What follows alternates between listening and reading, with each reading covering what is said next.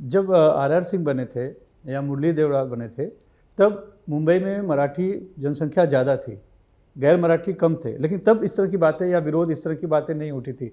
आज जबकि मुंबई में मराठियों की जनसंख्या कम हो रही है या जनाधार थोड़ा कम हुआ है, गैर मराठी ज़्यादा बढ़े हैं, तब इस तरह की बातें उठना क्या बताती है? उस समय पार्टियों की संख्या कम थी। हाँ। और कांग्रेस का वर्चस्व था। हाँ। तो सत्ता जो चाहती थी वो कर लेती थी, उसका विरोध उतना नहीं होता अच्छा। था।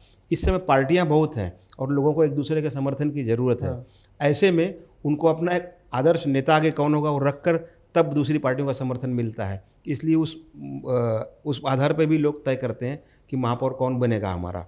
इसी आधार पर उनको वोट तय करना होता है, साथ लेना होता है। लेकिन राज्य का चुनाव हो तो समझ में आए मुख्यमंत्री का चेहरा रखा जाता है, एक देश का चुनाव हो तो प्रधानमंत्री का चेहरा रखा जाता है। लेकिन मुंबई बीएमसी के चेहरे में मतलब महापौर का भी कोई मुद्दा बन सकता है कि महापौर कौन होगा, ये भी एक चुनावी मुद्दा हो सकता है।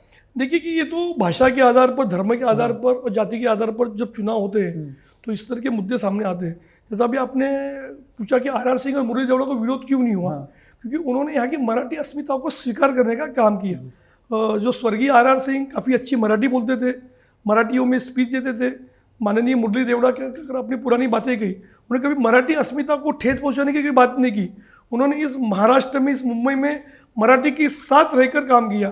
जो स्वर्गीय डॉक्टर राममोहन त्रिपाठी हुए, नंदकिशोर नौटियाल हुए, ऐसे अगणित नाम हैं। रमेश दुबे जी आज भी जीवित है, वो इस राज्य से मंत्री भी थे, लेकिन उन्होंने मराठियों को स्वीकार किया, मराठी भाषा को स्वीकार किया। कभी ऐसी कोई बात नहीं बोली जिससे मराठी अस्मिता को ठेस पहुँचे। तो जो मुंबई करता, जो मराठी मानूस काफ़ी बड़ा दिल का होता है, वो इस तरह को लोगों को स्वीकार करने का काम भी करता है। तो उसको मुरली देवड़ा भी स्वीकार हुए, आर सिंह भी स्वीकार हुए। पर आज की जो पीढ़ी है, आज की जो राजनीति है, आज की राजनीति में जो नए चेहरे आए हैं, वो इस मराठी अस्मिता को स्वीकार करने में कहीं ना कहीं तो हिचक रहे हैं। ऐसा क्यों लग रहा है आपको? क्योंकि उन्हें लगता है कि अगर हमने मराठी अस्मिता को स्वीकार किया तो हमारे हिंदी भाषी हमसे भाग जाएंगे, हमारे मुस्लिम समाज हमसे भाग जाएगा, हमारा मारवाड़ी हमसे भाग जाएगा। आप देखिए मतलब कि बहुत ही ज्यादा विघटन हो गया हाँ। है एकदम जाति और धर्म से हट के। विघटन भी हुआ है, लोग अपने को असुरक्षित महसूस कर रहे हैं।